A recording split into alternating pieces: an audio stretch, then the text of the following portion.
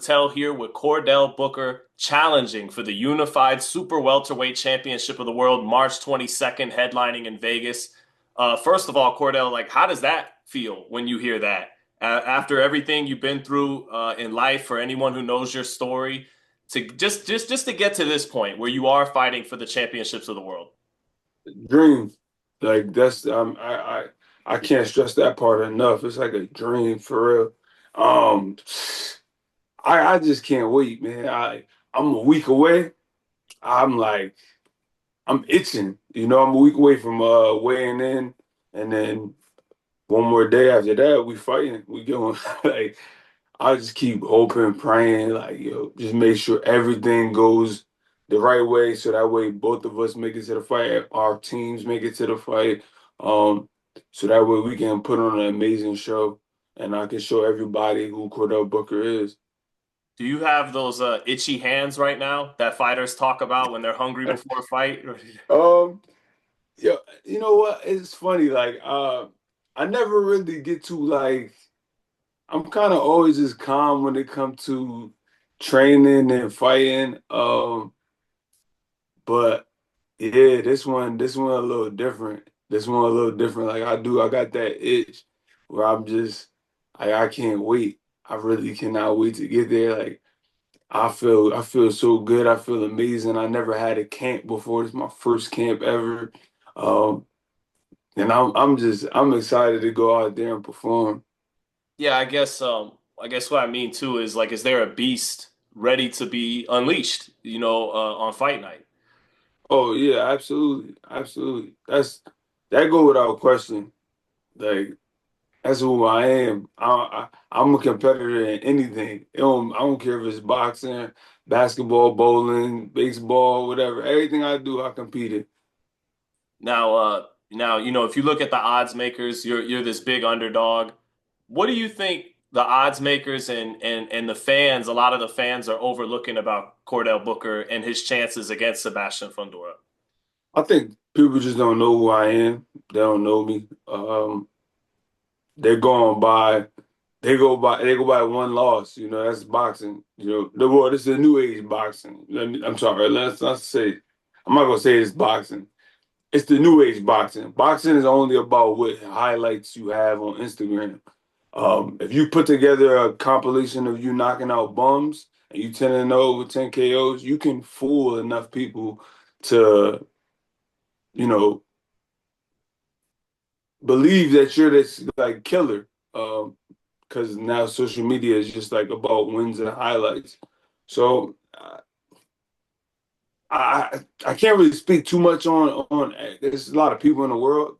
I think there's people who understand I have skill too, and so I don't want to like focus too much on the people who are like that, super negative and aren't really real boxing fans. But I've seen a lot of stuff, man. I get sent a lot of stuff. It's kind of hilarious at this point too. Like I just laugh at it because then it's like at the same time, well, there's no pressure on me. You guys all think I suck. Well, actually, hearing you talk for a second, it reminds me a little bit a couple weeks ago of Lamont Roach. He was this, experienced fighter who had one loss like yourself and was just as big an underdog as you are heading into this fight. And then, look how it played out. Is there any similarities there? A little bit? I believe so. I mean, we both. I I don't know him personally, but we both believe in ourselves. We both have fought guys who can fight. I just happen to be on the wrong end of a fight.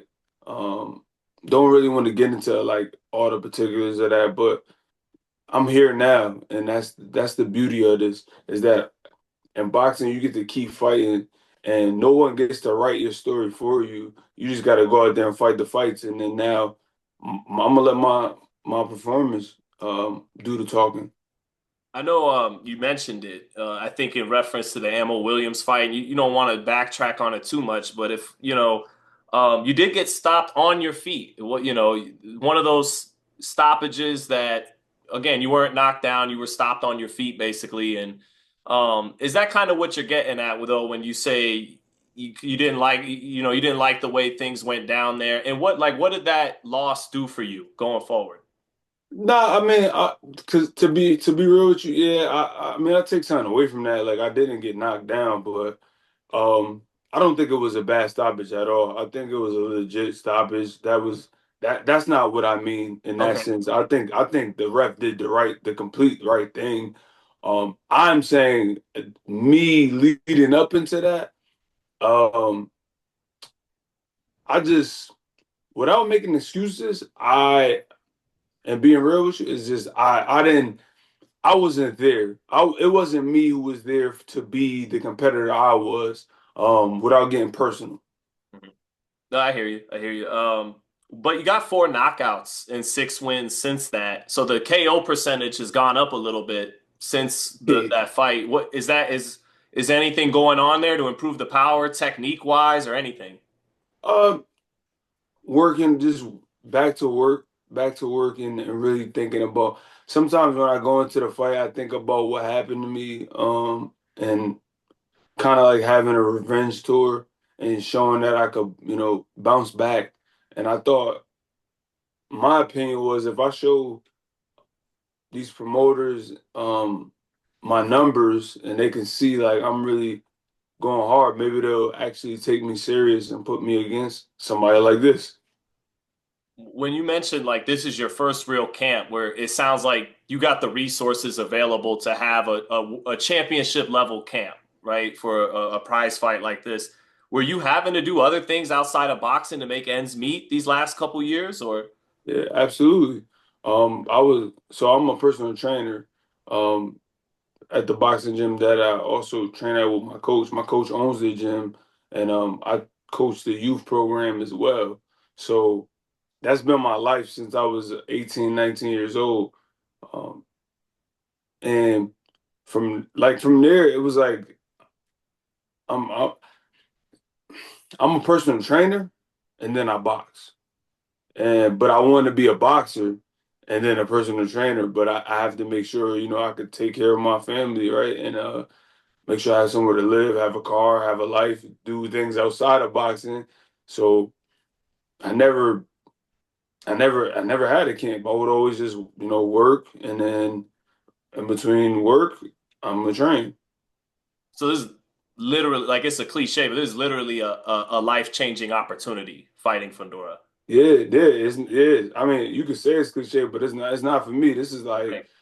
This is my life. Like, my life is going to change dramatically. I mean, I can't say that I won't still be in the gym with my clients, because I love them dearly and my kids, but I'm gonna have to figure out, like that it's gonna change somehow, because now when I get fights, I'm gonna do what I had to do now, is go to camp, leave my kid. I don't have actual kids that I gave birth to, but I have a lot of kids in my youth program, and just having to be away from them and not running the program is going to be different. But this is my dream. Now, just to really like sink our teeth into this Fundora fight for a minute, I know you can only talk so much about the X's and O's, but like what is your path to victory with a guy who's this size in the division? Throws a lot of punches. He's bigger than everybody in this weight class. What's the path to victory? I've already made the mental decision. I believe it's going to be the hardest fight of my life. I'm going into it with that thinking, with that preparation. That's how I'm training, pushing my mind and my body and training to that point, because this is what I truly believe. So if it's easier than that, at least I went. I took my body and my mind past that. Because I don't. I think, in my opinion, I just feel like he's going to be a hard night for any fighter, Yep. because his physical attributes are just not normal to what somebody in the 154 division has ever seen, because he's the tallest fighter ever. So it's just, there's no actual way to like get exactly him until we go and we fight. But I push my body to that limit. So there's one quote you gave me back in 2019 that I think it really it kind of foretells this fight. You said, "I'm a slick lefty. I can get inside of these guys' longer arms. So them trying to fight me on the inside is where I have more leverage, being lower, bend my knees, I get underneath their shots while my hand speed works when I get in there." Is that exactly what needs to unfold? Because Fundora, yeah, he's been using his jab more, but he lets guys in the kitchen. He likes to fight. Yeah, Yeah, is that where this fight is won? In the pocket, in the kitchen. I believe so. I believe I believe with him you have to do everything. He's just like I said, he has the physical attributes that make everywhere in the ring tough for you. So you got to be able to make adjustments. Yeah, and do you feel like you will hurt him in this fight, and you have to hurt him?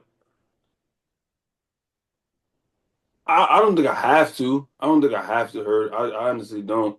But he has shown he can be hurt. He got hurt by Lubin, um, stopped by Mendoza, and Zoo.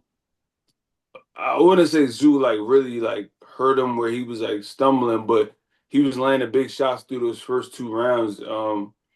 So he's vulnerable to being hit, and he reacts to the shots. So I don't think I have to hurt him to win. I think my ability is good enough to win a 12 round decision.